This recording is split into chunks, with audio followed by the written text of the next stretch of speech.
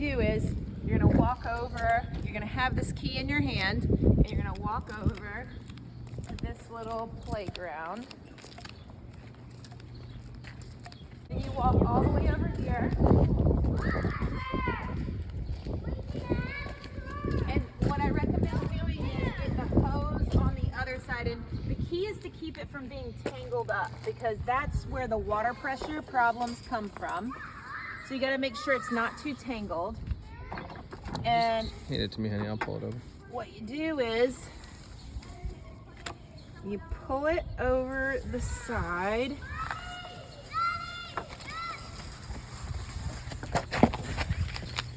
Okay. Mm-hmm. And then okay, and then Dad's gonna show us, Spencer's gonna show us, you stick this, the big side of the key hole onto the square.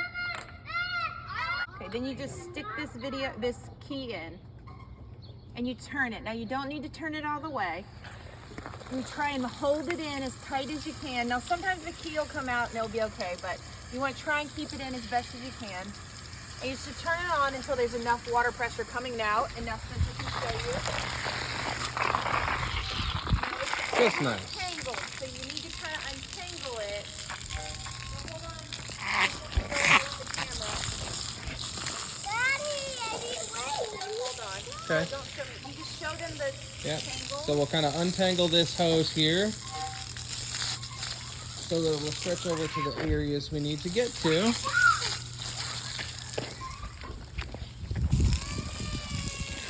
And there's plenty of hose. There's 100 feet to be able to stretch all the way over to this far bed.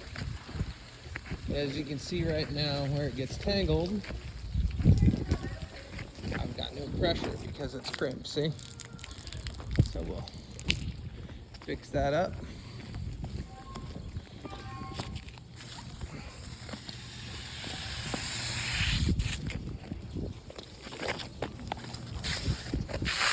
And then I'm gonna water, and then you're gonna videotape me watering. Okay? And what you do is you don't really need a ton of pressure on the flowers. So you just kind of, on these bigger plants that look hardy, you want to give them a little more water at the root, right? And then on some of the more delicate plants, you can just kind of step back and you just give them a nice little spray, right? But you want to kind of get down to the root as best as you can. So again, not too much, but down here on these hardier plants, get down to the root. Water Now, at the base, not on the leaves themselves. now, if you see here, there's some weeds, you just take them, pick them up, and you just throw them out. Okay. And we will fix that up, buddy. We'll get you a Band-Aid, Bubba. All right, now, here's what you do. Again, George, you're gonna need to move because I'm gonna squirt you. So, see this plant right here? This is a yucca root. You also need to water him a little bit harder. And then these, what you can do is you can kind of stick your thumb on there and you can get a good spray.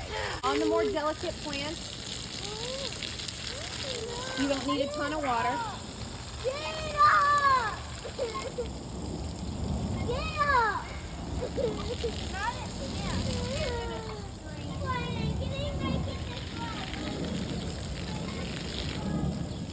And there's another hardy plant over there.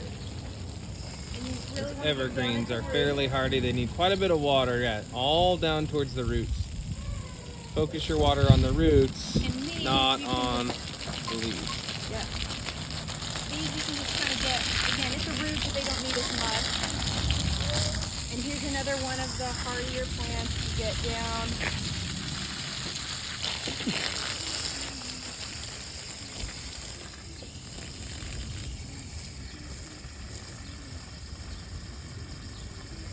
Oliver, I'm just letting you know that was rude, and I told you we were videotaping, and we still are, and you've been disrupting the video.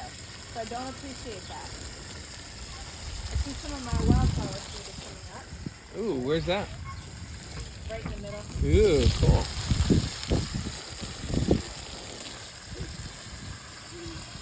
I like that grass there.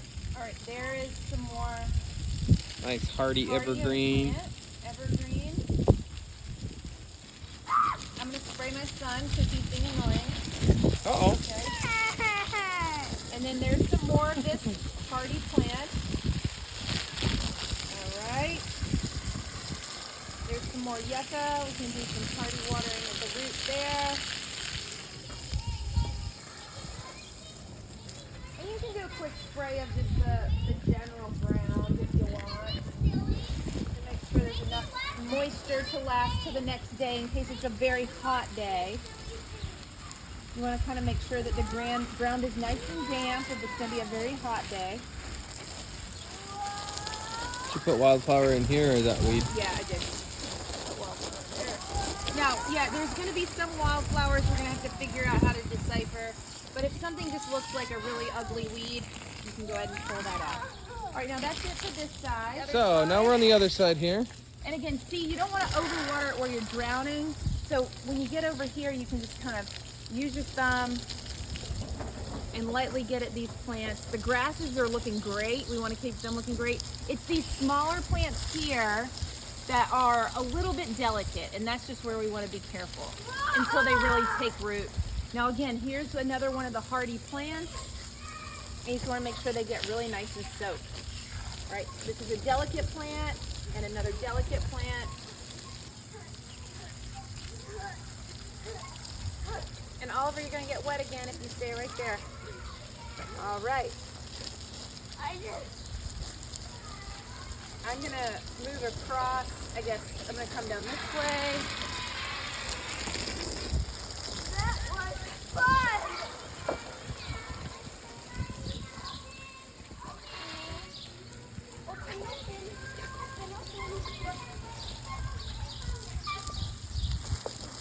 Hardy plant, get down at the root.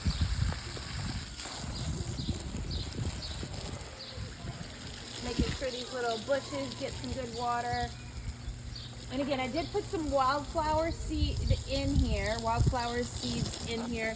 And we're seeing how they're going to take off. They may or may not take off. We'll just see. And we thought that might fill in some of the gaps, but we don't know. That's a great experiment for us to try. Now this is yucca again. He's going to get much bigger. And our delicate flowers, sorry, husband. All right. Now there is a ant hill or home here, and all you do is you just fill it up with water, and eventually that'll get rid of them. You might want to go on the other side so I don't spray you. We could bring some white vinegar and pour on there if you want to. Won't harm the plants and get rid of them. There's another green hardy guy. Give him plenty of water.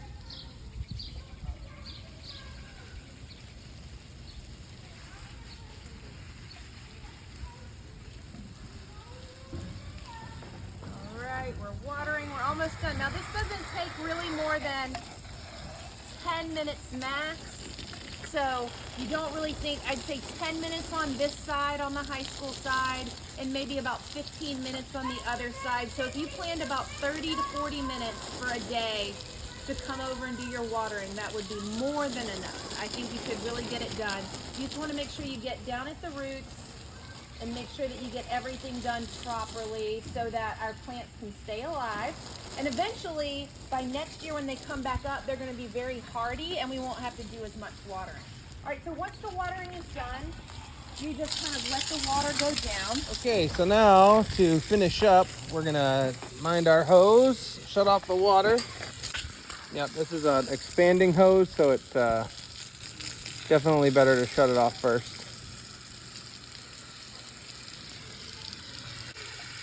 All right, righty-tighty. Yep, and then you turn it as hard as you can, not so hard that somebody else can't turn it back on, but you just make sure that there's no water coming out of the hose. And you pull it out and you can see that there's no water leaking out. Now, to wrap the hose, rather than grab the discharge end, wrap from the feed side. So will you hold that? And I'll Yep. Just gonna wrap it.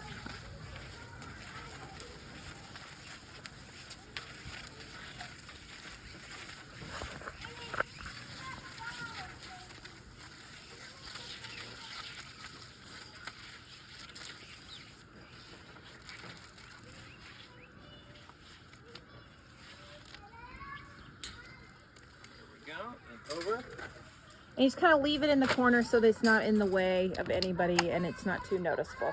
All right, and that's it for this side, and we will go over to the vocational side, which is, you know, up the hill like you're going towards the pool and all that area. You just go up and behind to the front entrance of the vocational. So next, we're here at the side of the vocational school, right? And you're gonna walk over here to the side, and you're going to go over, now currently it is not in working order, but it will be by the time you are here to water. You are going to come over here and you're going to go up this ramp, and right in the corner there's the same area that you saw before, and you take the key and you stick it in and you turn it, and that is how you will get the water turned on. And you just turned it left to turn it loose to turn it on. Again, you don't have to go full force, but just enough to get the water pressure. Then you're gonna keep the key in there, and you're gonna walk back over, and you're gonna follow the hose. Okay, so got that unstuck, and you want to make sure that the hose is not wrapped or twisted.